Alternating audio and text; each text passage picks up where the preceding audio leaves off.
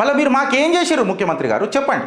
కల్వకుంట్ల చంద్రశేఖరరావు గారిని కూడా అడుగుతున్నా, వాళ్ళనిద్దరిని అడుగుకుంటా మా దేశం కోసం ధర్మం కోసం ఉన్న బ్యాచ్ని కూడా అడుగుతున్నా. కేవలం కవరింగ్ లెటర్లు పట్టుకొని మాట్లాడితే కుదరదు. ఎందుకు మాట్లాడుతున్నానంటే ఇప్పుడు ఏదైనా ప్రాజెక్ట్ చేయాలంటే దేవాలయ భూములు గుర్తొస్తాయి. సీతారాంపూర్లో 1145 ఏకర్స్ భూమిని కబ్జా చేసి కూర్చున్నారు ఒక పెద్ద ఇండస్ట్రియలిస్ట్. టీఎస్ఐసికి అప్పచెప్పారు. ఉడయ్య జాగిరని అప్పచెప్పారు నైనా నాకు అర్థం కాదు.